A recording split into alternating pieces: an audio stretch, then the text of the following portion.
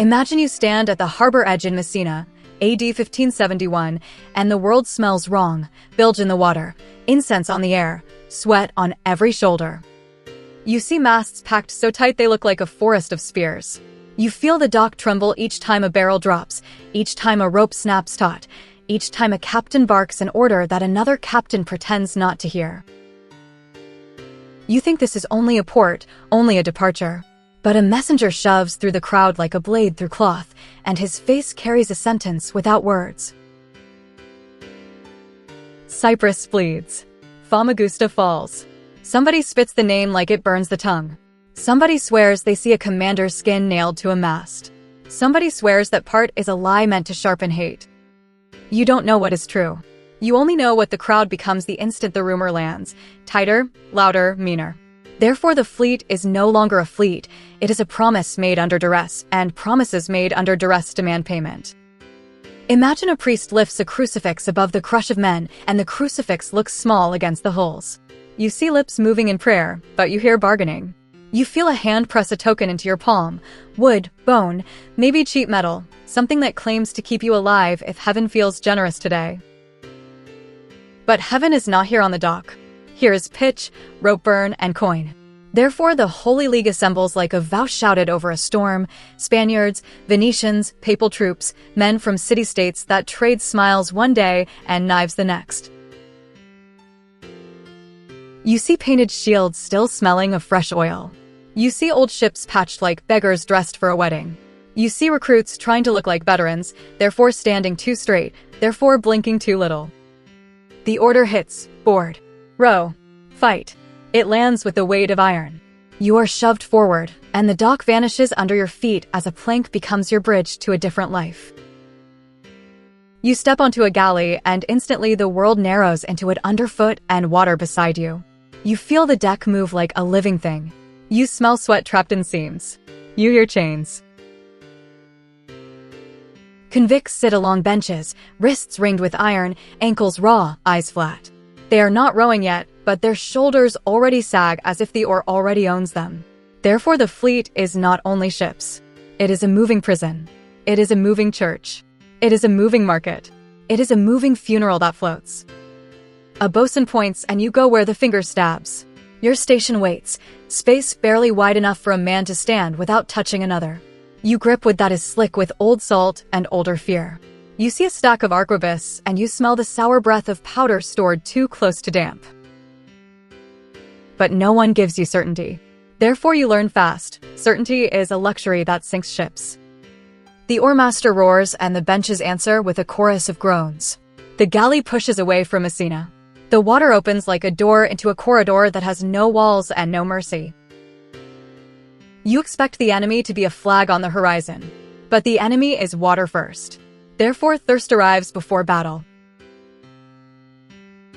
By day 2, the water stinks. You see a cup lifted, and you watch men hesitate, therefore swallowing anyway. You feel it slide down your throat warm and wrong. Your stomach argues, but it obeys. The biscuit comes out. It looks like food until it moves. Worms writhe in the cracks, and you watch a man flick them away with the care of a merchant sorting grain. But hunger turns disgust into a joke. Therefore you eat anyway. You chew grit. You swallow shame. Each bite is a small surrender traded for a larger chance. The oars begin their true tyranny. You see the rowers' backs flex, therefore tightening like ropes. You hear the oarlocks creak, therefore counting time like a metronome built to break men. You feel blisters bloom, then split, then become raw maps of pain. But the sea does not care if your hands bleed. Therefore cloth wraps the palms until cloth sticks to skin, therefore ripping away with little screams each time it shifts. The oar slams the water again. Again. Again. The rhythm becomes your heartbeat's rival. The Holy League sails together, but it does not breathe together. You see flags that refuse to dip to each other.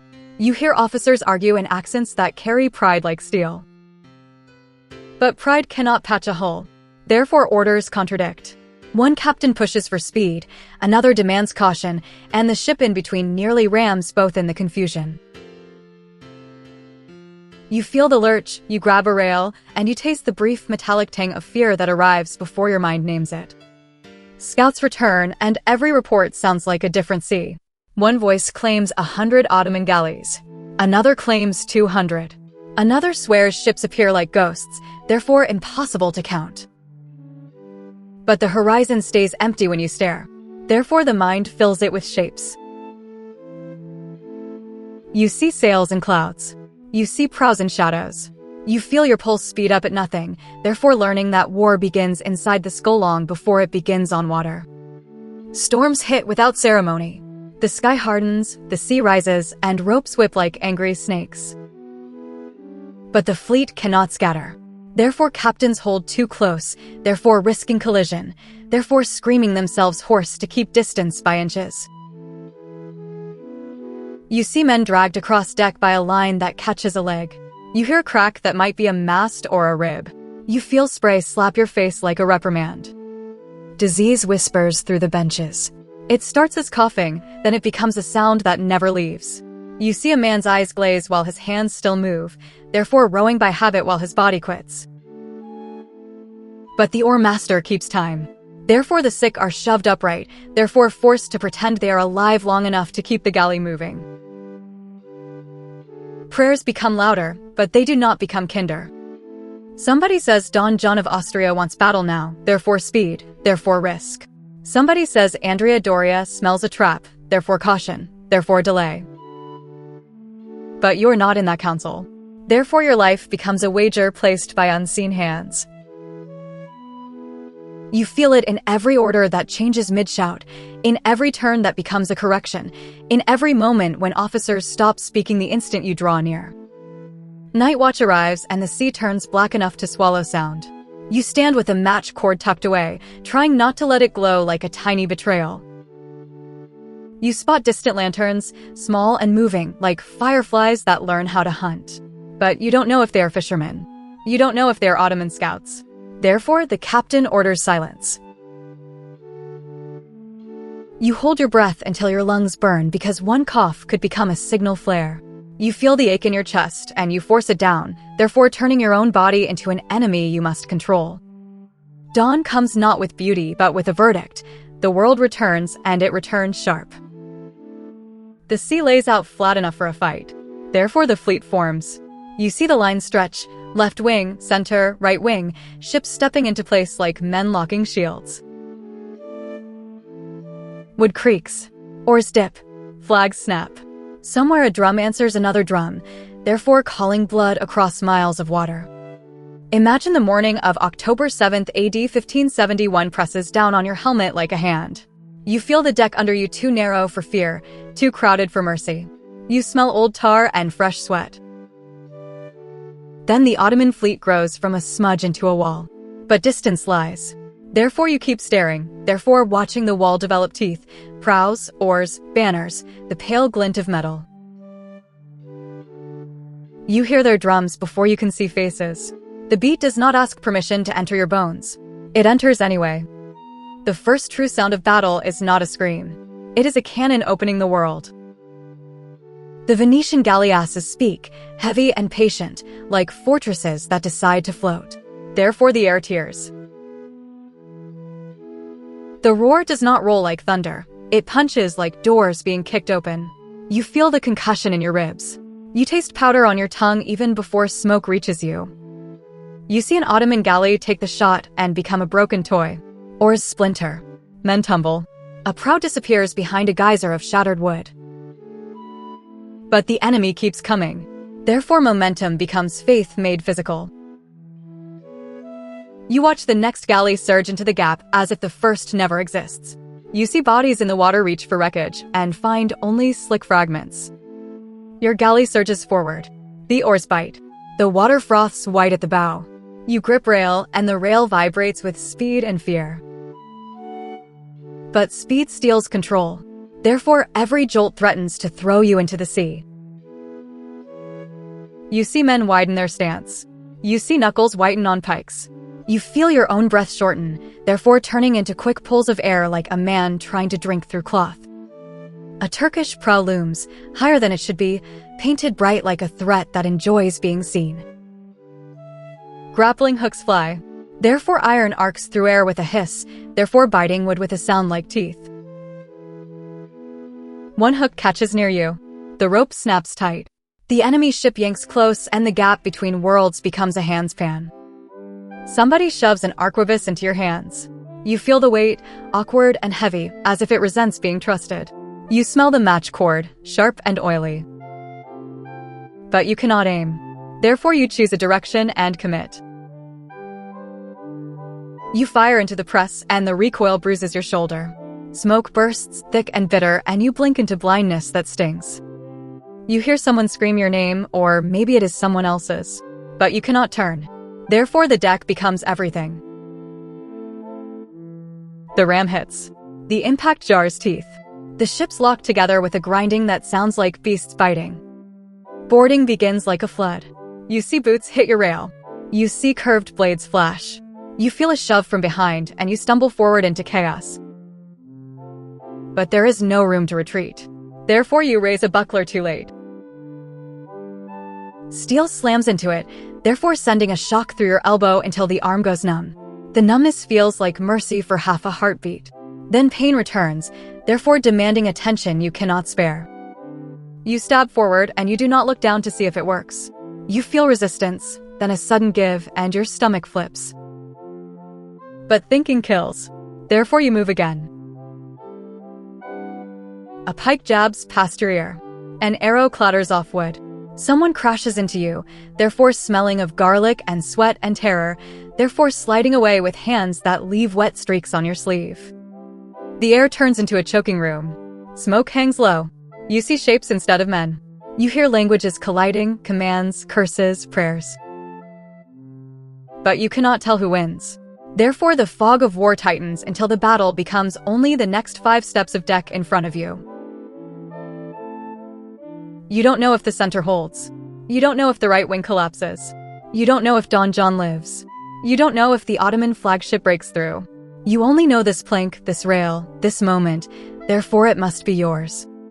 A janissary climbs like a cat, armor catching light in small wicked flashes. You see his eyes, focused and calm, therefore more frightening than rage. But calm can die too. Therefore you slam the buckler into his face.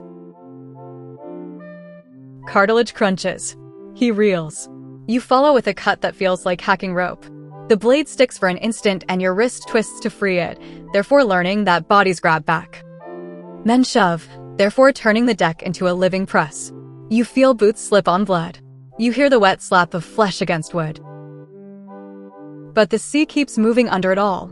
Therefore the deck tilts at the worst moments, therefore stealing balance just as steel swings. You grab a rope, and the rope is slick and warm, and you do not want to know why. To the left, a ship erupts in flame for a breath, then the flame dies behind smoke. You hear a cheer, then it becomes a scream. But sound lies. Therefore you cannot trust any shout as victory. You see a man leap, miss, and vanish between hulls. The gap closes like jaws. Drums continue. You feel them as much as you hear them, therefore like a second heartbeat forced upon you by an enemy you cannot see. But your side answers with horns and cries. Therefore the air becomes crowded with courage performed at maximum volume, because silence feels like losing. You taste your own breath, hot and sour, as if fear has a flavor. Somewhere ahead, a standard draws men like hunger draws flies. You see green and gold above a flagship, wavering. But banners are more than cloth. Therefore men surge toward it like starving wolves. You feel the tide of bodies pull you forward. You resist, but resistance means getting trampled by friends. Therefore you go. The flagship's side rises like a wall. Ladders slap against it. Hands claw for purchase. You climb because stopping means falling. But climbing with weapons is clumsy. Therefore the body becomes an awkward machine. Knee, elbow, grip, breathe, push. You feel a hand seize your ankle. You kick down without looking. The grip loosens, therefore dropping away into the crush below. At the top, the deck is a butcher's block. You see blood pooled in seams. You smell it thick, almost sweet, therefore making your stomach threaten revolt. But there is no time to be sick. Therefore you swallow it down like bad water. A match goes out in the damp air and you curse without sound. Another man's powder horn spills, therefore turning the deck into a place where one spark becomes a shared grave. You swing at a shape and the shape swings back. You hear metal kiss metal. You feel impact rattle your teeth. But the smoke hides faces. Therefore friend and enemy blur. You catch sight of a familiar cross on a breast, therefore pulling the blow at the last heartbeat. The near miss freezes you.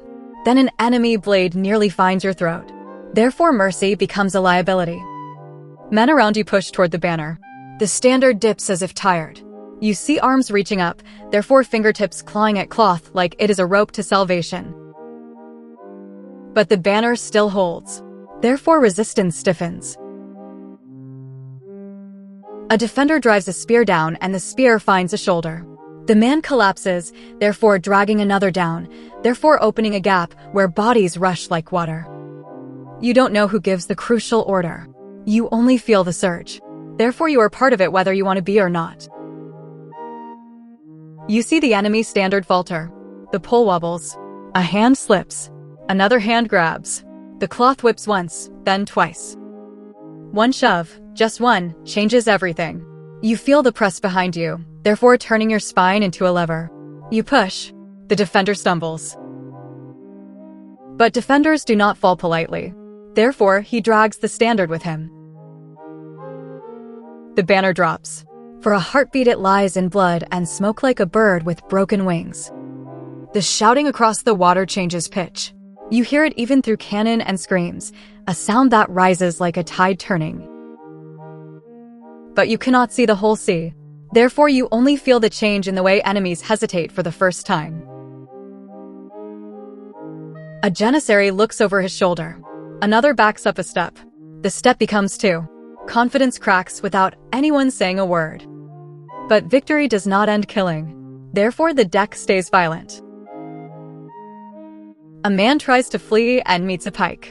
Another drops his weapon and raises his hands, but a swinging blade does not stop in time. You see the instant regret arrives too late. You feel the war inside your chest keep demanding motion even when your mind begs for stillness. Hours grind by. The sun stays high, but time loses meaning. You reload until fingers fumble. You thrust until shoulders burn. But exhaustion does not excuse you. Therefore your arms keep moving even when they feel detached, like tools someone else borrows. You blink and the smoke thins, therefore showing the sea littered with wreckage like a street after a riot.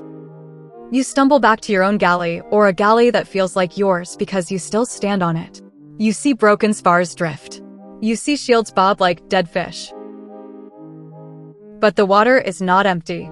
Therefore bodies bump the hull with soft, horrible patience. Each bump is a question asked by the sea, and the sea expects no answer. You step over wreckage and realize victory has a smell. Powder, blood, wet wood. You feel it in your nostrils like a stain. But the strangest sound now is not cannon. Therefore you hear chains. Chains scrape. Locks clack. Keys turn. You see Christian slaves being unlocked from Ottoman benches.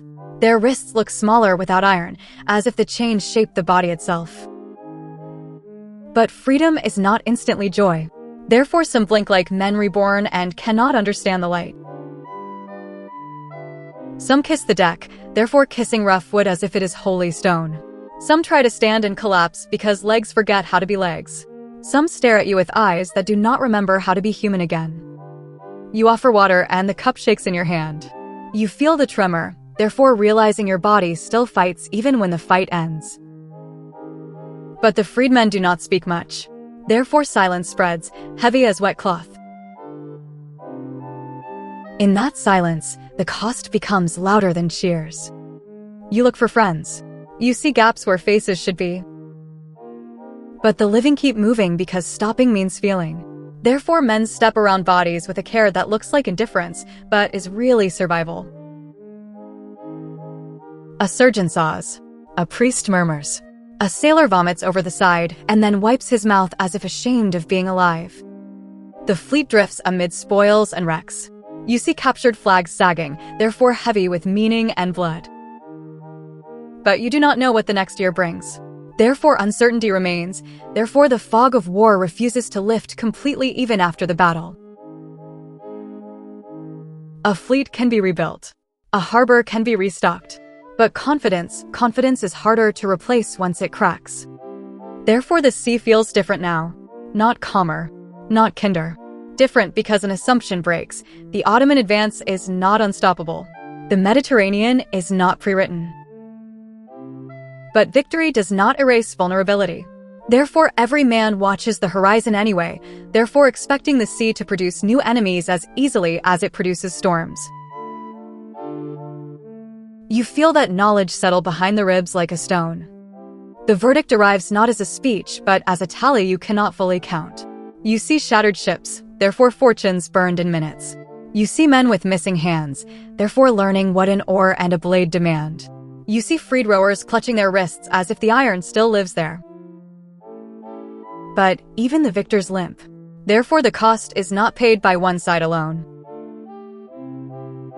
The sea takes its portion from everyone who steps onto it with violence in mind. Now the mirror turns toward the present, and it turns without permission.